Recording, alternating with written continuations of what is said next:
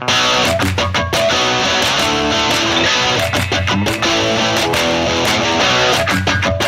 Jungle.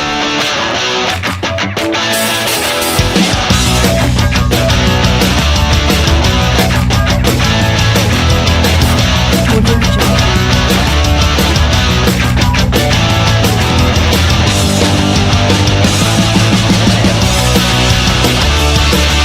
Audio Jungle.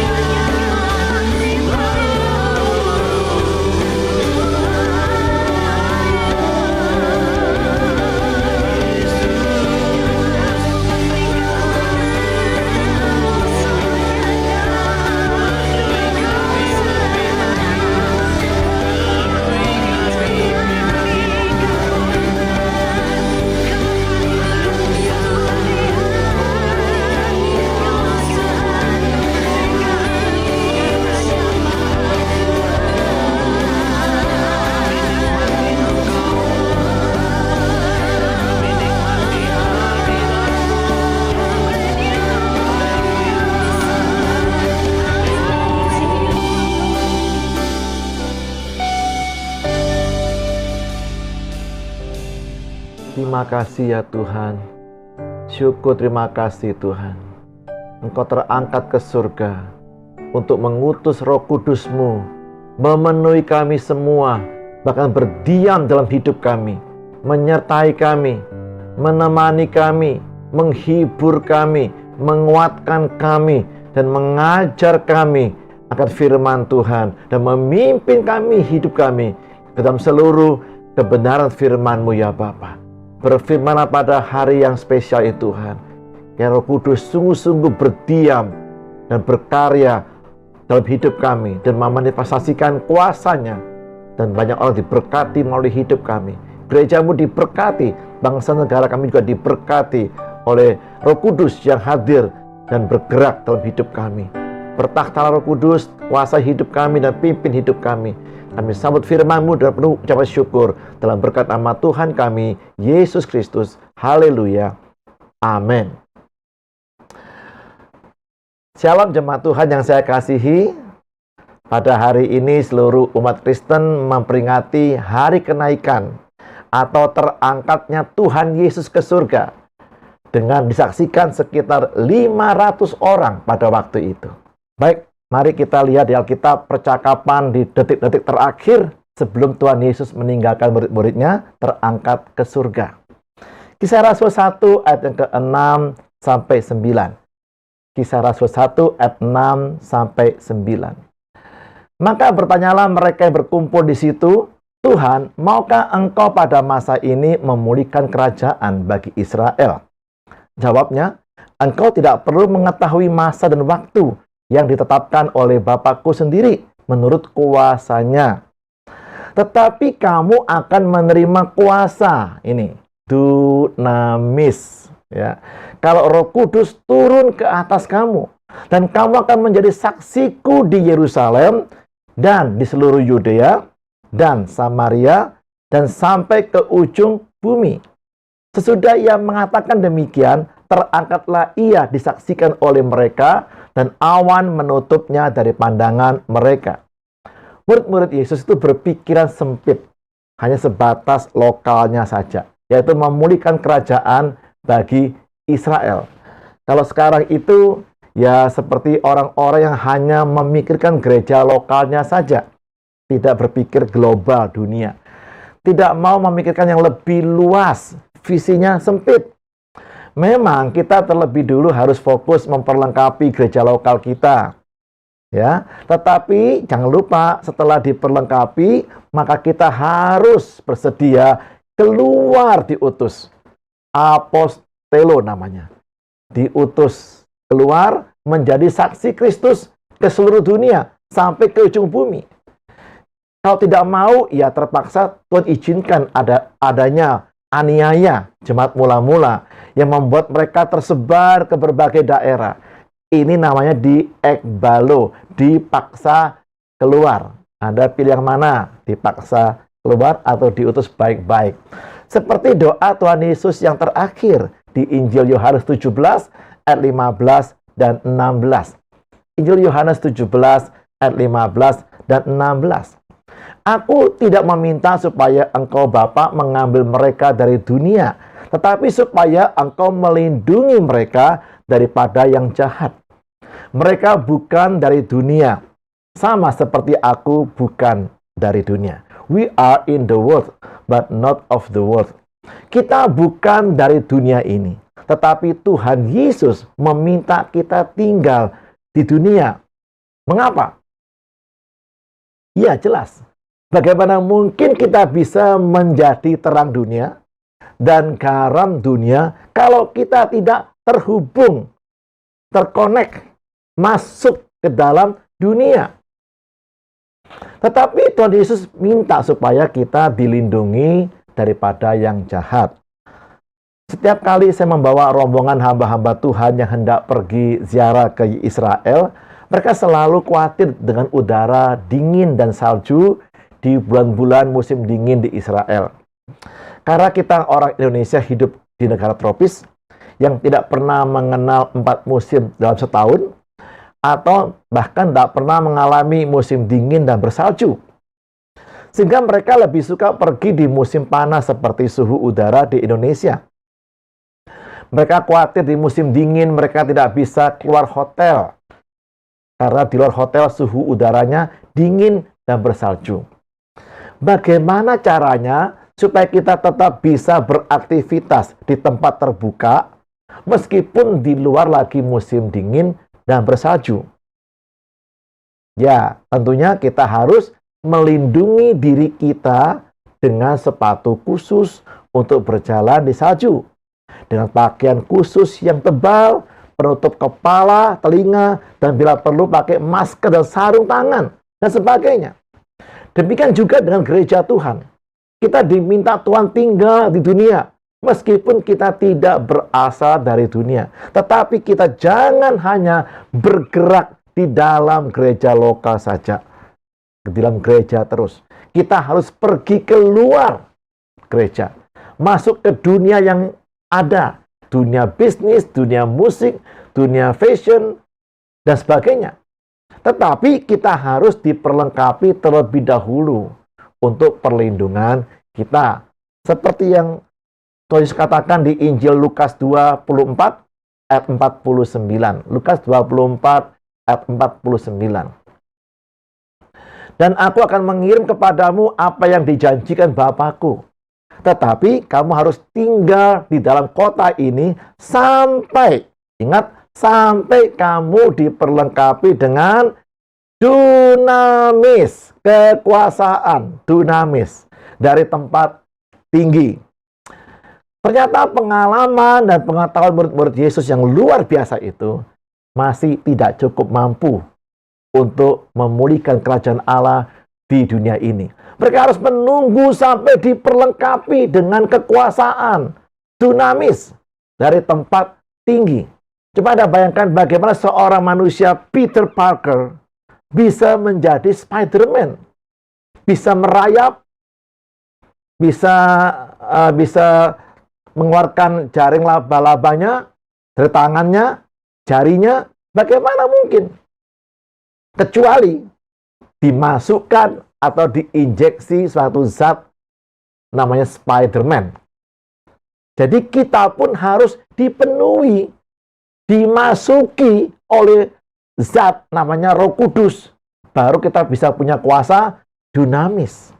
Tidak mungkin dengan latihan yang banyak, pengetahuan yang luar biasa, bisa mengeluarkan jaring laba-laba dari jarinya Peter Parker, tangan Peter Parker. Tidak mungkin bisa. Hanya mungkin kalau dimasuki zat Spider-Man. Begitu pentingnyakah kuasa dunamis ini bagi kita dan gereja Tuhan? 2 Timotius 3 ayat yang ke-5 menyatakannya. Memberi kita peringatan untuk semua gereja kita. 2 Timotius 3 ayat yang ke-5. Secara lahiriah mereka menjalankan ibadah mereka. Mereka menyelenggarakan ibadah mereka. Tetapi pada hakikatnya mereka memungkiri kekuatan. Nah, memungkiri kekuatan itu dunamisnya, kuasa ibadahnya. Jauhilah mereka itu, jauhilah komunitas mereka itu, tinggalkan. Jangan bergaul dengan orang-orang yang seperti itu. Ibadah mereka fokusnya hanya ke hal-hal yang lahiriah. Coba Anda pikir baik-baik. Gedung yang indah, berlomba-lomba siapa yang paling besar gedungnya. Itu untuk siapa? Untuk Tuhan? Jelas bukan. Ya untuk kita sendiri. Atau musik pujian yang keren. Sampai membolehkan orang-orang pemusik, penyanyi yang bukan orang Kristen bahkan. Yang penting bagus main musiknya. Yang penting merdu suara nyanyinya. Coba Anda pikir, untuk siapa kita mengundang mereka nyanyi di gereja kita? Ya untuk kita, jelas. Beberapa tahun yang lalu saya diundang oleh panitia KKR di sebuah kota yang jauh dari kota saya. Kurang lebih 2 jam penerbangan baru sampai. Dan saya belum pernah ke kota tersebut atau pulau tersebut untuk pelayanan KKR selama 4 hari di sana. Maka saya membawa perlengkapan komunikasi seperti handphone beserta pulsa yang cukup banyak untuk saya bisa berkomunikasi dengan istri saya yang saya tinggal di rumah selama 4 hari tersebut. Sesampai di bandara tujuan, saya langsung telepon istri saya. Sampai berkali-kali saya telepon. Saya kontak dia. Tetapi tidak berhasil. Kemudian salah seorang hamba Tuhan yang mengundang saya, memberitahu saya bahwa operator telepon yang saya gunakan, nomor telepon itu tidak bisa digunakan sama sekali di tempat tersebut karena tidak ada sinyal sama sekali di sana. Maka saya terpaksa harus mengganti SIM card handphone saya dengan nomor baru milik operator baru pula. Kalau tidak, meskipun handphone saya canggih, pulsa saya cukup banyak, tetapi kalau tidak bisa digunakan untuk telepon, tidak bisa connect, ya percuma. Paling handphone tersebut saya pakai untuk pamer, ya, atau untuk main games. Gereja-gereja yang fokus ibadahnya hanya pada hal-hal lahiriah, tetapi memungkiri kekuatan dinamis ibadahnya. Padahal kuasa ibadahlah yang bisa menyentuh dan mengubah hidup seseorang. Bagaimana kita menyelenggarakan ibadah kita. Jangan sampai kita hanya fokus pada hal-hal yang kelihatan untuk manusianya, bukan untuk Tuhan. Seperti kue tart yang indah dengan aksesoris dan tata hias kuenya. Tetapi dalamnya kue itu terbuat dari gabus atau styrofoam yang tentunya tidak bisa kita makan, tidak bisa dinikmati. Jadi kue tersebut memang hanya bisa untuk dipamerkan atau sekedar orang lain lihat aja, seperti itu. Ada contoh di Alkitab, orang yang baik tetapi dia berada di komunitas yang salah, yaitu Jonatan, anak Raja Saul, putra mahkota kerajaan Israel, pewaris takhta Israel. Seberapa baiknya ini Jonatan? Coba kita lihat di 1 Samuel 23 ayat 16 dan 17. 1 Samuel 23 ayat 16 dan 17. Maka bersiaplah Yonatan anak Saul, lalu pergi kepada Daud di Koresa. Ia menguatkan kepercayaan Daud kepada Allah. Luar biasa. Saingannya dia, rivalnya dia, tapi dia baik sama Daud. Dan berkata kepada Daud, janganlah takut Daud, sebab tangan ayahku Saul tidak akan menangkap engkau. Engkau akan menjadi raja atas Israel, dan aku akan menjadi orang kedua di bawahmu. Waduh, luar biasa baiknya orang ini ya. Juga ayahku Saul telah mengetahui yang demikian itu. Menurut Anda, apakah orang ini adalah orang yang baik? Untuk saya bukan hanya baik saja, tetapi sangat baik sekali ini Jonatan. Terutama kepada Daud, musuh ayahnya, musuh Raja Saul, rival atau pesaing Jonatan yang akan menggantikan Raja Saul. Bahkan dia bersedia menjadi orang kedua di bawah Daud kelak. Mengapa Jonatan orang baik ini akhirnya bisa kalah dan mati dalam peperangan? 2 Samuel 1 ayat 21 memberitahu kita. Ini merupakan tangisan duka dari Daud atas meninggalnya Jonatan dan Saul. 2 Samuel 1 ayat 21. Hai gunung-gunung di Gilboa, jangan ada embun, jangan ada hujan di atas kamu. Hai padang-padang pembawa kematian. Sebab di sanalah perisai para pahlawan dilumuri. Perisai Saul yang tidak diurapi dengan minyak, digosok dengan minyak. Jonatan berada di komunitas yang salah. Ikut komunitas yang meremehkan, perlunya diperlengkapi dengan kuasa, urapan, minyak urapan, Roh Kudus, kuasa Allah, dan mengandalkan Tuhan dalam peperangan. Mereka berani pergi berperang. Mereka berani pergi berperang tanpa adanya urapan otoritas Tuhan menyertai mereka. Kata Paulus, jauhilah komunitas gereja yang seperti itu. Gereja yang tidak menerima kehadiran kuasa Roh Kudus. Padahal Tuhan Yesus sudah memperingatkan murid-muridnya, kalian jangan pergi pelayanan, jangan berbuat apapun juga, jangan berani-berani berbuat apapun juga. Ya, meskipun kalian memang orang yang mampu, engkau merasa mampu, punya pengalaman yang banyak, sebelum kamu diurapi dengan minyak, Itu lambang otoritas penyertaan Tuhan dalam pelayananmu. Tuhan Yesus sendiri juga mengakui dari mana sumber kekuatan atau kuasa yang luar biasa yang ada di dalam dirinya. Kisah Para Rasul 10 ayat 38. Kisah Para Rasul 10 ayat 38. Yaitu tentang Yesus dari Nazaret, bagaimana Allah mengurapi dia dengan Roh Kudus dan kuat kuasa. Nah, dengan kuat kuasa itu dunamis. Roh Kudus dan dunamisnya. Dia yang berjalan berkeliling sambil berbuat baik dan menyembuhkan semua orang yang dikuasai iblis, sebab Allah menyertai dia. God was with him. Tuhan selalu bersama-sama dengan dia. Bukan hanya diurapi dengan kuat kuasa Roh Kudus, tetapi Tuhan ingin menjadikan kita menjadi bait atau rumah kediaman Roh Kudus.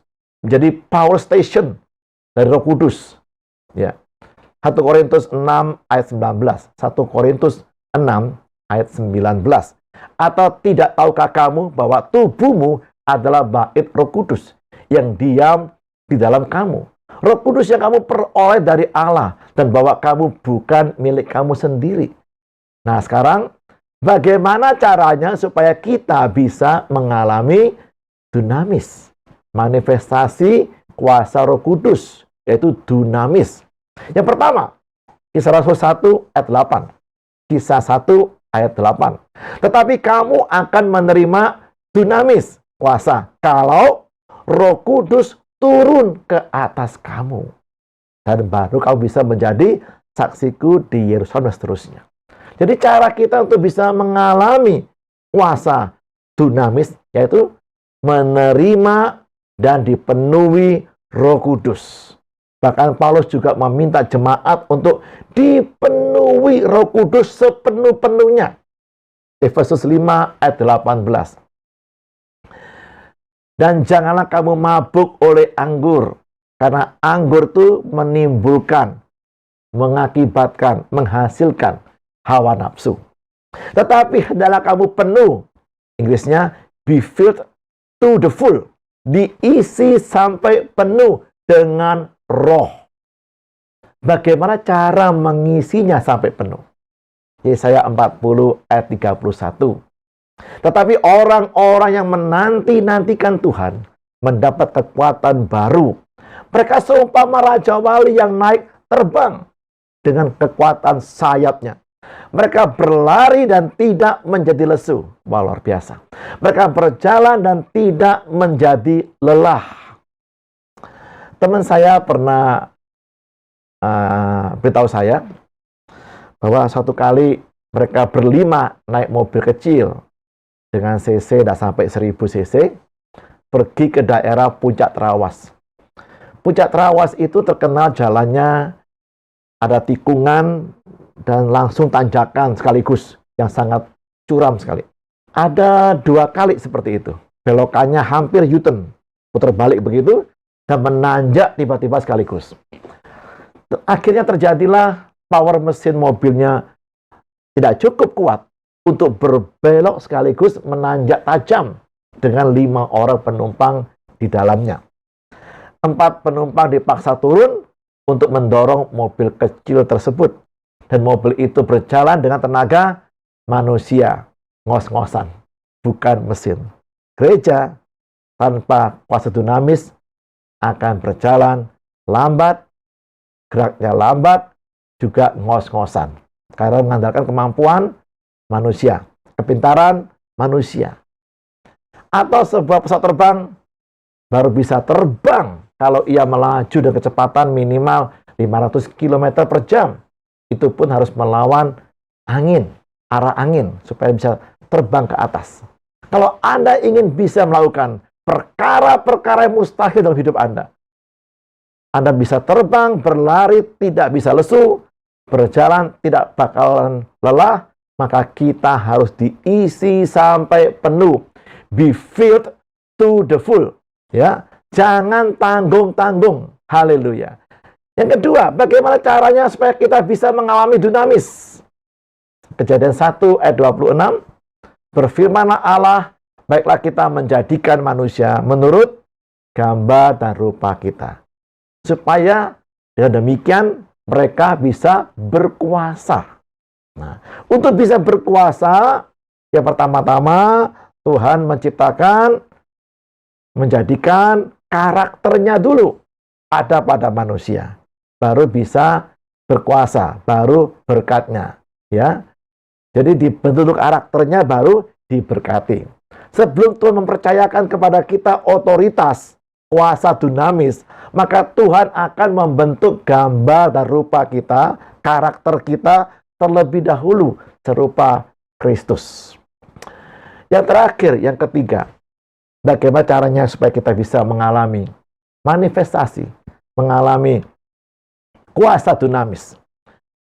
Di Markus 5 ayat 27 sampai 28 ada sebuah kisah, yaitu perempuan ya yang lagi sakit pendarahan. Dia sudah mendengar berita-berita tentang Yesus. Maka di tengah-tengah orang banyak itu, ia mendekati Yesus dari belakang dan menjamah jubahnya. Sebab katanya, asal ku jamah saja jubahnya, aku akan sembuh. Perempuan ini sudah menderita sakit pendarahan selama 12 tahun. Dan berbagai tabib sudah pernah mengobatinya. Namun kondisinya semakin buruk. Dia belum pernah berjumpa dengan Yesus. Ya, seperti kita sekarang ini. Ya, hanya pernah mendengar berita-berita tentang Yesus. Kata Roma 10 ayat 17. Jadi iman timbul dari pendengaran. Dan pendengaran oleh firman Kristus. Apa yang sudah Anda dengar, apa yang sudah dia dengar, itu memunculkan iman, sekaligus pengharapan terakhir, dan satu-satunya untuk kesembuhannya. Dan itu semua ditujukan kepada Yesus. Tiba-tiba dengan spontan dia berkata, asal ku jamah saja jubahnya, aku akan sembuh. Dari mana kalimat ini bisa muncul? Bisa perempuan itu dapatkan? Dari Alkitab? Jelas bukan. Nah, tidak ada kata seperti itu, maupun peristiwa seperti itu di Alkitab kita. Inilah yang saya sebut sebagai iman yang spontan dan kreatif. Milikilah iman yang spontan dan kreatif. Ya. Seperti waktu kita makan roti dan minum anggur perjamuan kudus. Nah, kalau kita memiliki iman, kesembuhan, atau pemulihan, atau apapun yang lain, maka terjadilah sesuai dengan iman kita. Atau waktu Anda minum obat, apakah Anda meminumnya dengan iman yang spontan dan kreatif? Kemudian lanjut di ayat 29 sampai 31 dari Markus 5. Seketika itu juga berhentilah pendarahannya, dan ia merasa bahwa badannya sudah sembuh dari penyakitnya. Lihat ini, iman dulu, baru ia merasa. Jangan dibalik. Karena iman tidak sama dengan perasaan. Iman dulu, baru kita merasa, mengalami dunamisnya itu. Pada ketika itu juga Yesus mengetahui bahwa ada dunamis, tenaga, power yang keluar dari dirinya. Lalu ia berpaling di tengah orang banyak dan bertanya, siapa yang menjamah jubahku? Murid-muridnya menjawab, engkau melihat bagaimana orang-orang ini berdesak-desakan dekatmu. Dan engkau bertanya, siapa yang menjamah aku? Yang bisa menarik keluar kuasa dunamis dari diri Yesus itu adalah iman dengan penuh pengharapan dari perempuan yang menderita pendarahan ini. Sedangkan orang-orang lainnya tidak secara khusus menjamah jubah Yesus dengan iman. Hanya kebetulan nyenggol sana, nyenggol sini. Mereka lebih suka dengan keramaiannya. Banyak jemaat Tuhan datang ke gereja kita setiap hari Minggu. Mungkin mereka suka dengan keramaiannya. Dengar khotbah yang indah atau musik yang indah. Mereka dengar khotbah yang sama, musik yang sama, tempat yang sama, tapi tidak semuanya mengalami kuasa dunamis. Mengapa? Sama jawabannya. Karena ada yang datang dengan iman berjumpa Yesus Tuhan, dan imanlah yang membuat Tuhan berkenan untuk dijumpai, bukan perasaan. Juga ada yang datang tanpa iman. Ya, mereka selesai ibadah, mereka nyinyir gitu ya. Mereka kecewa. Katanya hari ini Tuhan tidak hadir di ibadah kita. Kalau yang minggu lalu, saya yakin Tuhan hadir. Nah, ini perasaan. Tuhan tidak berkenan kepada perasaan. Ibrani 11 ayat yang ke-6. Tetapi tanpa iman tidak mungkin orang berkenan kepada Allah. Sebab barang siapa berpaling kepada Allah, ia harus percaya bahwa Allah ada dan bahwa Allah memberi upah kepada orang yang sungguh-sungguh mencari Dia. Bagaimana dengan ibadah Anda? Apakah Anda mencari Tuhan dengan penuh kerinduan dan iman percaya penuh kepadanya?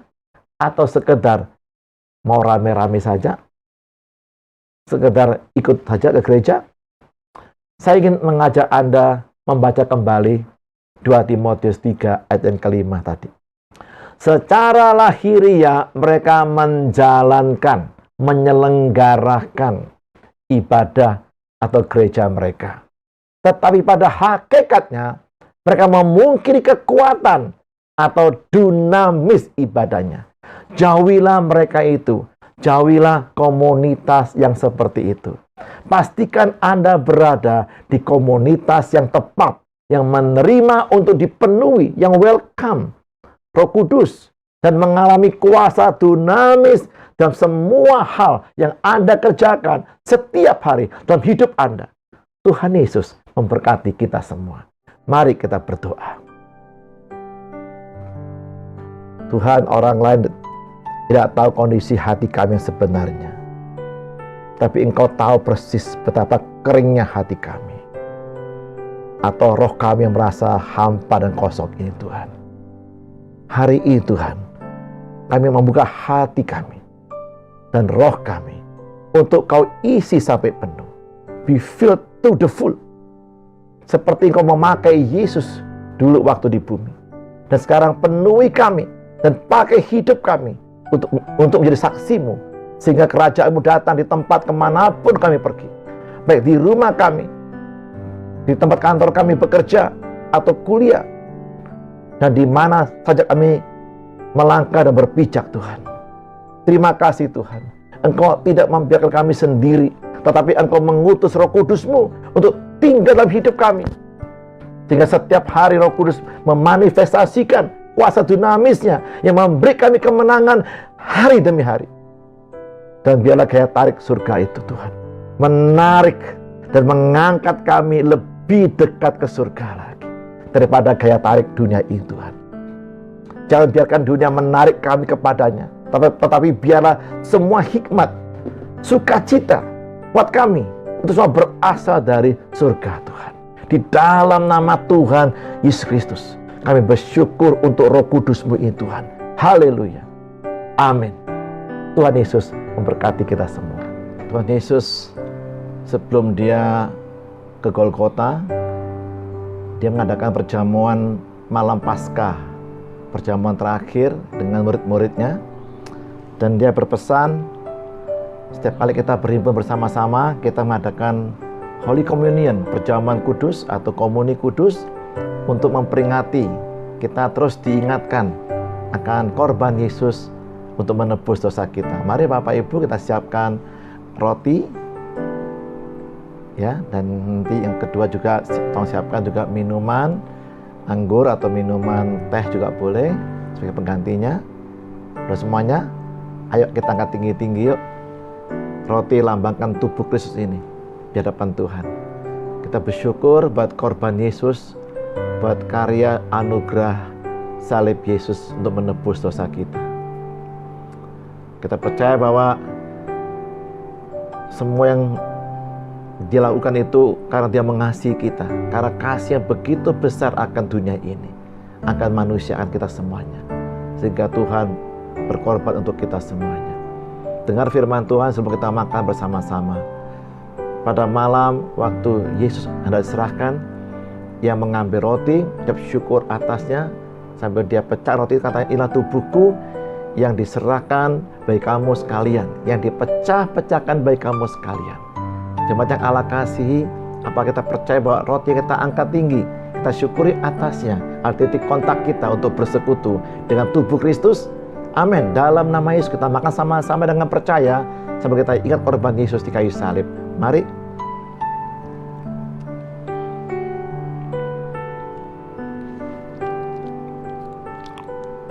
Dan setelah makan, Yesus mengambil cawan, angkat tinggi-tinggi cawan anggur ini, dan katanya, cawan ini adalah perjanjian baru yang dimeteraikan oleh darahku. Kita sekarang hidup dalam perjanjian baru dengan Tuhan. Perjanjian lama, perjanjian dengan kutuk, dosa, maut sudah diputus, diganti perjanjian hidup kekal selama-lamanya. Kalau Anda percaya, angkat tinggi sama-sama cawan anggur ini. Haleluya.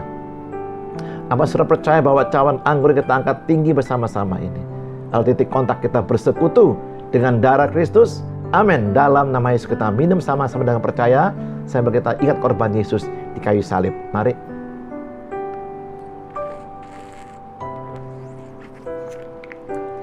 Kita bersyukur dengan Yesus naik ke surga ini, Dia mengutus Roh Kudus-Nya untuk menemani kita. Kita tidak pernah menjadi orang piatu sendirian. Ada Roh Kudus yang memilih kita, mendiami kita, dan Dia bertakhta memimpin hidup kita sampai selama-lamanya. Kita sambut, kita tidak perlu mencari, kita tidak perlu lagi meminta, karena sudah diberikan. Kita hanya menerima saja. Amin. Just receive.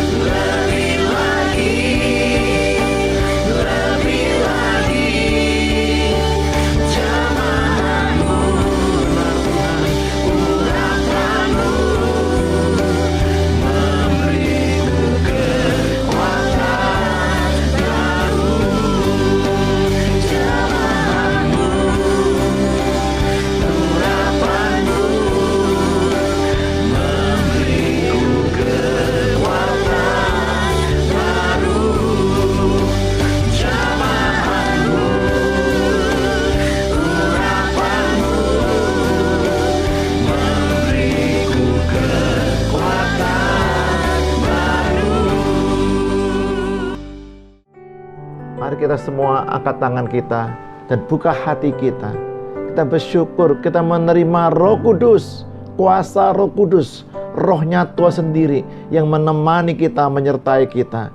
Haleluya. Terima kasih Bapa, kami menerima Roh Kudus-Mu. Kami welcome Holy Spirit untuk masuk dalam hidup kami, memimpin hidup kami, menyertai kami, memberkati hidup kami, menyertai usaha pekerjaan kami, keluarga kami, rumah tangga kami.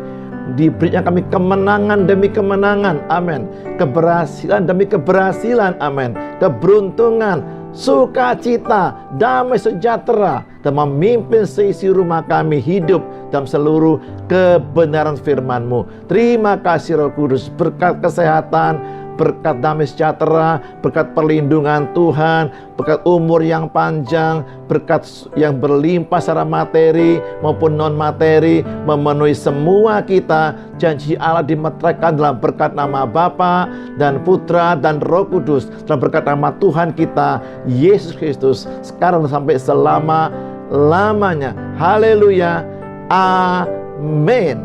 Amin. Tuhan Yesus berkati Anda semuanya, dan jangan lupa ibadah hari Minggu tetap seperti biasa pukul 10 pagi kita mulai. Shalom.